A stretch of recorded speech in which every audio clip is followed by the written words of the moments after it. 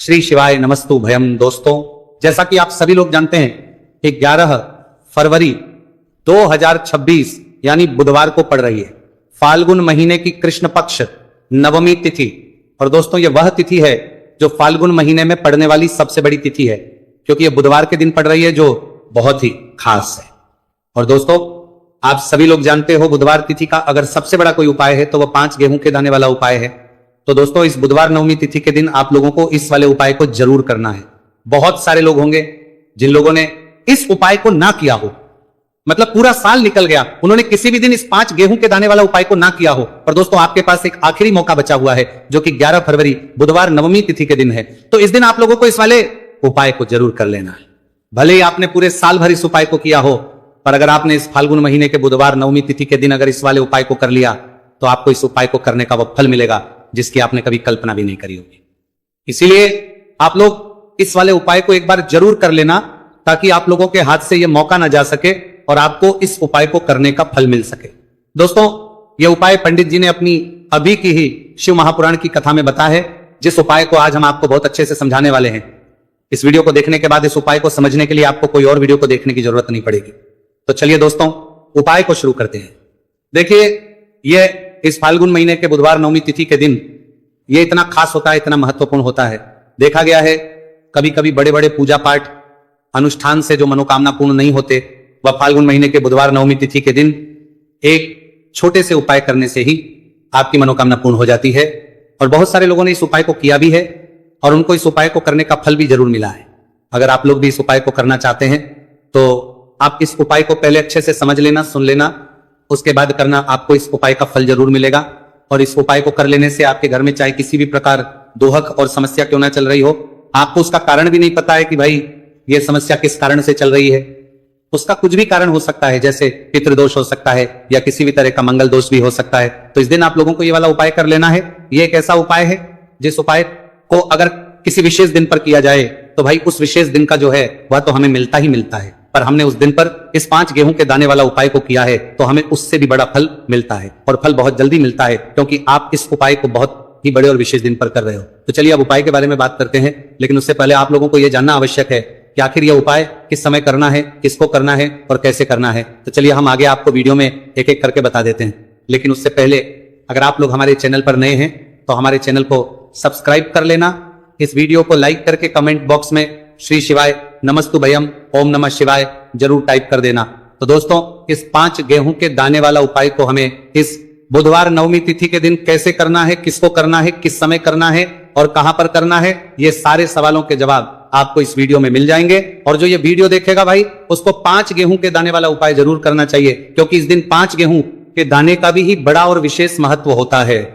और जब बात आ जाए 5 गेहूं के दाने की, तो यह सोने पर सुहागा वाली बात हो जाती है और यह एक बहुत ही बड़ा उपाय हो जाता है इस बुधवार नवमी तिथि का। तो अब दोस्तों, इस 5 गेहूं के दाने वाला उपाय को आखिर करना किसको है, सबसे पहले हम लोग वो बात जान लेते हैं।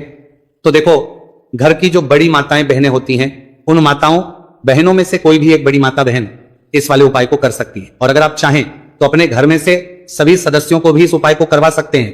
अगर किसी व्यक्ति की खुद की कोई मनोकामना है, खुद की कोई दुख और परेशानी है जो कि वह अपने लिए ही करना चाहता है, इस वाले उपाय को तो वह खुद अपने लिए भी कर सकता है। बाकी अगर कोई घर में से ऐसा है जो कि अपने पूरे घर परिवार की सुख और शांति के लिए यह वाला उपाय करना चाहता है, तो भाई वो भी कर सकता है, उसमें भी कोई दिक्कत वाली बात नहीं है। कहने का मतलब यह कि इस उपाय को हर एक सदस्य भी कर सकता है और पूरे घर परिवार के सदस्य के लिए घर की बड़ी माताओं बहनों में से कोई एक माता बहन भी कर सकती है। माताएं बहनें अगर घर में उपस्थित ना हो या वो ये वाला उपाय ना कर पा रही हो, तो फिर घर का कोई बड़ा सदस्य भी इस 5 गेहूं के दाने वाला उपाय को कर सकता है, चाहे फिर वह पुरुष ही क्यों ना हो, उसमें कोई भी दिक्कत वाली बात नहीं है। उसके बाद में दोस्तों, जो अगला प्रश्न निकल कर आता है वह ये इस उपाय को लेकर के आखिर इस उपाय को हमें किस समय करना है, सुबह के समय करना है कि शाम के समय करना है। तो देखो, इस वाले उपाय को आप लोग सुबह के समय भी कर सकते हो और शाम के समय प्रदोष काल में भी कर सकते हो। अब अगर आप पूछो कि भाई साहब सबसे उत्तम समय कौन सा रहेगा इस 5 गेहूं के दाने वाला उपाय को करने का, तो हम आपसे बस यही कहेंगे कि इस उपाय को आप सुबह के समय करेंगे तो ज्यादा बेहतर होगा। बाकी अगर के समय भी करेंगे तो भी अच्छा होगा, उसमें कोई भी दिक्कत वाली बात नहीं है। तो अब दोस्तों, जो अगली सबसे बड़ी और महत्वपूर्ण बात आती है वो यह आती है कि सुबह अगर हम उपाय को करेंगे तो हमें कितने बजे से लेकर कितने बजे तक के बीच में करना है, और शाम के समय प्रदोष काल में करेंगे तो अब हमें कितने बजे से लेकर कितने बजे के बीच में करना है? सुबह जितनी जल्दी हो सके आप उपाय को करने की कोशिश करना। बाकी किसी कारणवश लेट भी हो जाओ, थोड़ी देर भी हो जाए तो 10 या 11 बजे तक भी आप उपाय कर लेना, पर 12 बजे से ज्यादा देरी ना हो, ठीक है? इस बात का ध्यान रखना। उसके बाद में दोस्तों, अगर शाम के समय प्रदोष काल की बात करें, प्रदोष काल का जो समय है होता है वो शाम के 6 बजे से शुरू हो जाता है। मतलब शाम के 6 बजे से लेकर 7 बजे के बीच का जो समय होता है, यह समय प्रदोष काल का समय होता है। इस उपाय को 7 या 8 बजे के बीच में भी कर सकते हो। मतलब शाम के 6 बजे से रात 8 बजे के बीच में आप कभी भी इस वाले उपाय को करते हो, उसमें कोई भी दिक्कत वाली बात नहीं है। परंतु बुधवार नवमी तिथि के दिन कोशिश करना कि समय के अंतर्गत ही कर लो, किसी कारणवश ना कर पाओ तो थोड़ा देरी से भी कर सकते हो, आपको उपाय का फल जरूर मिलेगा। देखिए, गुरुदेव ने बताया है कि जो प्रत्येक महीने पंचमी की तिथि आती है वह हमारे जीवन से सारे संकटों को दूर करने के लिए बहुत ही खास होती है। तो देखिए, आज के इस पूरे वीडियो में हम आपको गुरुदेव बताए गए 2 से 3 बहुत ही चमत्कारी उपाय बताने वाले हैं। ये तीनों ही उपाय आपके जीवन के सारे संकट और समस्याओं को समाप्त करने वाले हैं। तो चलिए दोस्तों, जान लेते हैं गुरुदेव द्वारा बताए गए सबसे पहले चमत्कारिक और विशेष उपाय के बारे में। तो देखिए दोस्तों, इस उपाय को करने के लिए सबसे पहले तो आपको मात्र 5 गेहूं के दाने लेने होंगे और इसी के साथ में आपको 1 लोटा जल लेना है। देखिए, जल आपको तांबे के पात्र के अंदर लेना है और विशेषकर ये जो जल है आपको अपने घर से ही लेना है। अब देखिए दोस्तों, इसी के साथ में आपको जो आपने 1 लोटा जल लिया है, इसमें आपको मात्र 1 गुड़ का टुकड़ा भी मिलाना है। पूज्य गुरुदेव ने बताया है कि जब भी हम ये गुड़ का टुकड़ा इस पात्र के अंदर डालते हैं तो ये हमारे जीवन के कई प्रकार के दोषों को समाप्त करने के लिए होता है। देखिए, ये जो जल है हमारे जीवन से वास्तु दोष, काल दोष और पितृदोष को समाप्त करने वाला है, तो इसीलिए आपको मात्र 1 गुड़ का टुकड़ा भी इस जल में मिलाना है। अब देखिए दोस्तों, मात्र इन सभी सामग्रियों को सीधे लेकर के आपको पहुंचना है भगवान शिव के मंदिर में। केवल आपको एक विशेष बात का ध्यान रखना है कि आपने जो 5 गेहूं के दाने लिए हैं ये कहीं से भी टूटे हुए खंडित नहीं होने चाहिए, इस बात का आपको विशेष का ध्यान रखना है। देखिए, शिव मंदिर बचने के बाद सबसे पहले तो आपको अपना मुख उत्तर दिशा में कर लेना है तथा दक्षिण दिशा में आपको बैठ जाना है। लेकिन शिव मंदिर में यदि भीड़ अधिक है तो फिर आप किसी भी दिशा में बैठकर इस उपाय को कर सकते हैं। देखिए, इस उपाय को करने के लिए सबसे पहले तो आपको एक कार्य करना है। आपके पास जो 5 गेहूं के दाने हैं इन्हें आपको अपने हाथ में लेना है और आपने जो ये गुड़ से युक्त जल तैयार किया था, ये जल आपको इन गेहूं के दाने पर डालना है। यानी कि आपको ये जो गेहूं के दाने ही शिवलिंग पर गीले के ही अर्पित करने हैं, क्योंकि सूखी चीजें हम कभी भी शिवलिंग पर अर्पित नहीं करते हैं। अब देखिए दोस्तों, आपको एक कार्य करना है।